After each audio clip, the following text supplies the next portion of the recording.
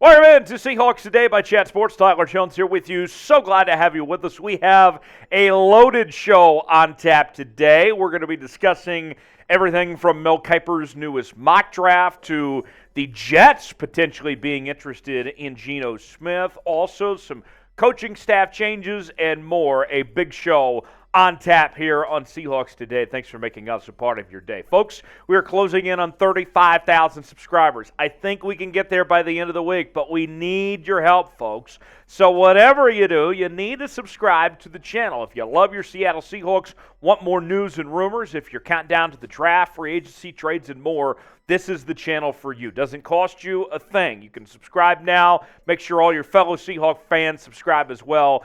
And when we get to 35,000 subscribers, I'll do something crazy. I might have to take like 35 shots or something. I don't know. We'll see.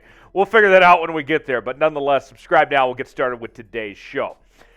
Could a reunion be in store for Geno Smith with the New York Jets? If you recall, that's where Geno began his NFL career. And a new report is out this week from Albert Breer of Sports Illustrated, stating that the New York Jets are open to the possibility of a reunion between Geno Smith and the New York Jets. Now, granted, the last time that Geno was in New York, things looked a lot different than what they were when it comes to the coaching staff and management. Things were not even close to what they are now. They didn't even resemble. Nobody is there now that was there when Geno was there the first time around. And this report from Albert Breer basically lays out a scenario that the Jets' number one focus when it comes to this offseason and trying to find a new quarterback is to go after Aaron Rodgers first. But if they are unable to land Aaron Rodgers, if let's say he goes to the Packers, stays with the Packers, or goes to the Raiders, whatever it may be, that Geno would be their second choice. Now, I'll say this much. My take on this, I'll put it this way. I want Geno back in Seattle. I'm sure you want Geno back in Seattle. But with every passing day that a deal is not done, the price tag goes up. Remember, what was it, early on, about halfway through this year? We were talking about Geno Smith being somewhere in the $20 to $30 million range. And now, as the franchise tag looks like a possibility with that deadline coming soon, obviously that means more money. Other teams, like the Jets, remember the Buccaneers also could be a possibility with Dave Canales, the former Seahawks assistant coach, making his way to the Tampa Bay Buccaneers. That seems to be a possibility. You think about the Panthers, the Saints, the Raiders, the Texans, just to name a few, all who need a quarterback. The later they push this off and let Geno sit out there for other teams to have interest in him, the more it's going to cost Seattle. I think he's going to be back with the Seahawks this next season, but the sooner they get this done, the more money they can save as far as I'm concerned. So with that, what say you? Will Geno Smith play in Seattle in 2023? This is our pinned comment today. You might get an ad break. If so, take advantage of it and get your votes in. Do you think Geno plays in Seattle, or does somebody like, let's say, the New York Jets offer more money that the Seahawks don't want to match? What is that scenario? Let us know in the comment section. Y for yes, in for no, and tell me if you think Geno's back with the Seahawks or not next year. Mel Kiper Jr. of ESPN has his latest mock draft out, mock draft 2.0, I believe, and he projected the Seahawks 2 picks, and there were some interesting surprises. Let's start with the first pick from Seattle. He has the Seahawks trading down from 5 to the number 9 selection with the Carolina Panthers. The Panthers then take Will Levis at the 5 spot, and the Seahawks go Anthony Richardson with the number 9 pick and also gain some draft capital for the future. Now, I'll say this much. I am not a fan of Anthony Richardson at all. And then the fact that you're talking about a top 10 pick on Anthony Richardson, who personally I don't even have a first-round grade on. That is ridiculous. That is absurd. And I get that you could say to yourself, look, Geno Smith, he's an older quarterback. Maybe you're only going to get a couple years out of him. I understand where you may be coming from on that. And that's fair if you believe that. But even with that said, Anthony Richardson is your solution here? No thanks. I'm out. He's a project. He's got accuracy issues.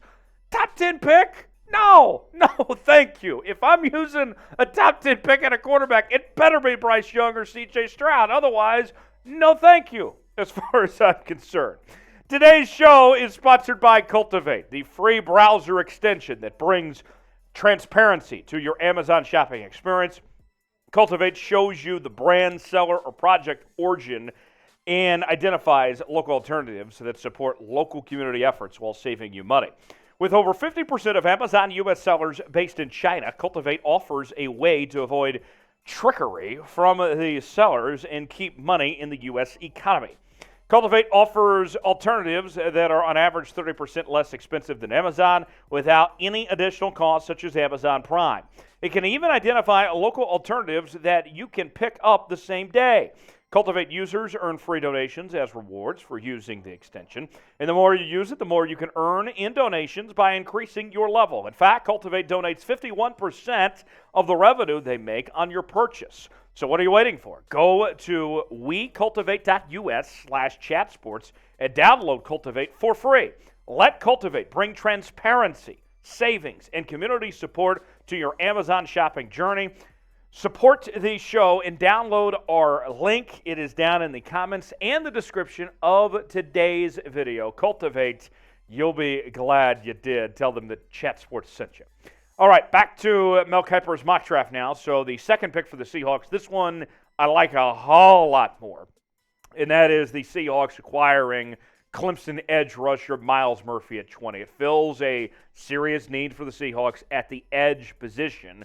And Myles Murphy falling to 20, that would be a steal. Personally, I think that when I look at this mock draft from Mel Kiper here, that I would be so shocked to see him slip all the way down to 20. If he's there, I mean, you're throwing a party, you're having a great time. So I don't expect him to be at the position, but if he is, that's a home run pick. So I have mixed thoughts on this. I hate the trade down and getting Anthony Richardson with the first pick, but I love the idea of getting Myles Murphy with the 20th pick if he's still around there. So my one-word reaction for this, I'm going to cheat. I'm going to hyphenate my words together. Mixed emotions, okay? That's how I feel. How do you feel? Give me your one-word reaction to Mel Kiper's latest mock draft. You can even cheat like I did and hyphenate a word if you want. Let me know in the comments section below. Next up, let's talk Dre'Mont Jones. 12th Man Rising has suggested the Seahawks sign the Broncos' defensive lineman.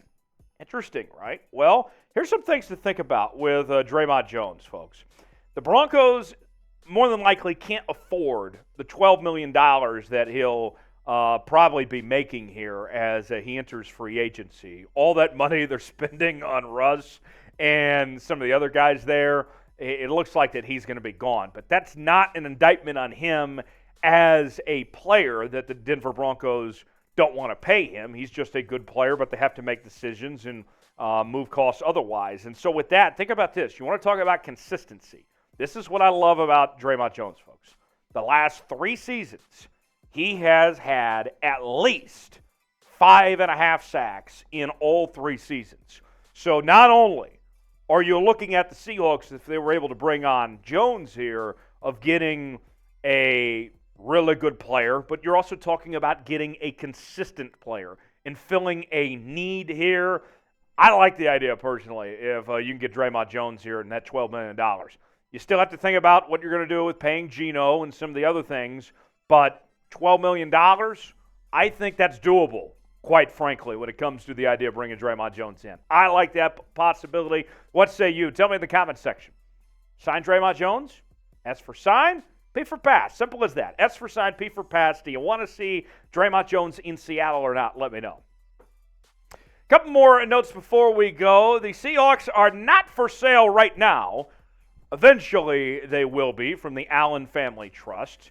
But according to Albert Breer, and he was all over the Seahawk news this week, he is reporting that Amazon founder Jeff Bezos is interested in buying the Seahawks, and to even take it a step further, I'm sure you heard the rumblings about him being interested in buying the Commanders. According to Albert Breer's report, he's more interested in buying the Seahawks than he is the Commanders. Now, we don't know the timeline. It could still be a while before the Seahawks eventually come up for sale when that point comes. But, one of the richest guys in the world here, if he's your owner, I think you would feel pretty good about that if that's the case. Now, just put it simply here. I think that when you're the Seahawks, anyone that's going to be interested in buying an NFL organization in this day and age, their focus is going to be competing, right? That you got a big money guy that is willing to put your best foot forward and try to compete.